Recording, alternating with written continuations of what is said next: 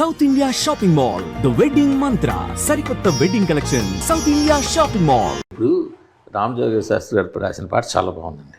ఆ పాట కూడా దానికి తగ్గ ట్యూన్ దగ్గర అసలు వెళ్ళాల్సిన రేంజ్కి ఇంకా వెళ్ళలేదేమో అని I hope maybe it is a slow start, release తర్వాత వెళ్తుందేమో.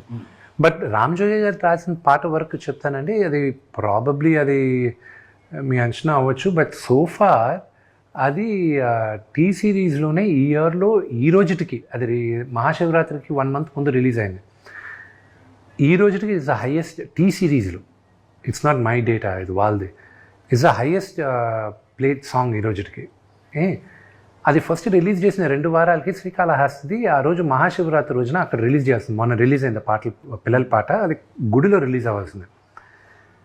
అది రిలీజ్ అయిన వెంటనే రిలీజ్ అయ్యేటప్పుడు వీ హ్యాడ్ కాల్ అన్నమాట. They said please do not release it, this is going to high attraction అన్నారు. ఇప్పుడు దాకా రిలీజ్ చేయనిలా మమ్మల్ని. ఇంకా పిల్లల పాట ఒక అసెట్ రిలీజ్ చేయాలనేది ఈ రోజుటికి యాపిల్ ఐట్యూన్స్లో it's in the top 7 trending, Shiva Shiva Shankara. So we were quite happy with it. Of course నేను అమ్మేసి ఉంటే ఆ ఆడియో నేను ఎవరికి అమ్మను, నా ఆడియో నేను ఇప్పుడు దాకా నా ఆడియో ఎవరికి అమ్మలా, నేను ఓన్లీ డిస్ట్రిబ్యూషన్ ఇస్తుంటాను. ఏం లేదు నాకు ఈరోజు నాకు ఇంకొక ఇవ్వను, నేను ఎప్పుడు ఇవ్వలేదు. నా సినిమాలు ఏది లాస్ట్ 5-6 years కదా. మ్యూజిక్ అయితే లాస్ట్ నేను అమ్మింది దేనికైనా రెడీ. దాంట్లో పిల్లందం కేకా కేకా అని ఒక సాంగ్ ఉంది. ఆ సాంగ్ 3 yearsలో that song made about first ఇయర్లో ఇట్ మేడ్ 83 lakhs. 2012లో ఇట్ మేడ్ 83 lakhs ఆ ఒక్క సాంగ్. దాని తర్వాత ఉన్న full run it made a few crores ఆ ఒక్క పాటే. So I realise the potential of the songs. So అందుకే ఇప్పుడు మీరు కూడా చూసంటే ఈ జిన్నాలో జిగిరి జిగిరి జారి మిఠాయి అని, సో ఇవన్నీ ఫోక్ సాంగ్స్ అనమాట. సో అవన్నీ ఏంటి, నేను ఇప్పుడు నా దగ్గర I have a collection of about 150 songs.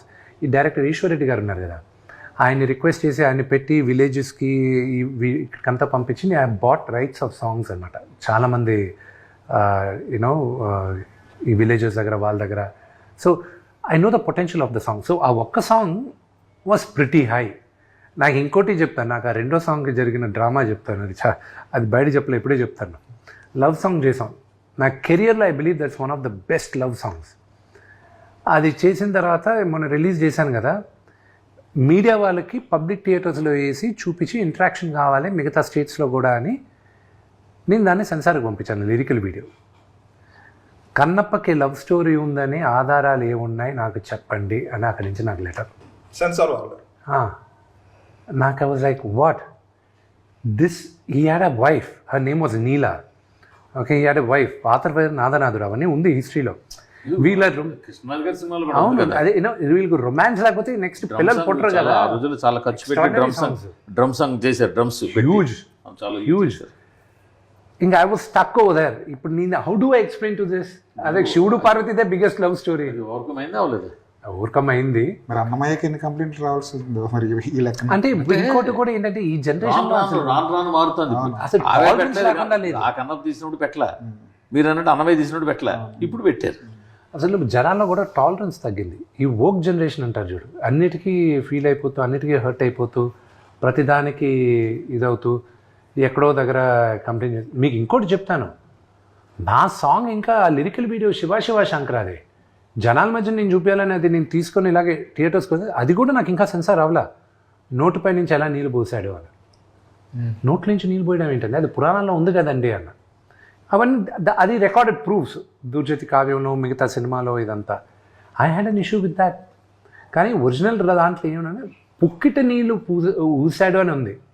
రెండోది ఎంగిలి కూడా ఊసి అభిషేకం చేశాడని ఉంది. సో 2 versions ఉన్నాయి మనకి. So you know I think I have more challenges as the censor company. పాటల నుంచి ఎంత వచ్చింది ఇప్పటి వరకు? శివ శివ ఫస్ట్ పాట అంత రేంజ్లో వెళ్ళిన తర్వాత the data will come always 4 months later. 4 months later, T series will have to give us the entire data.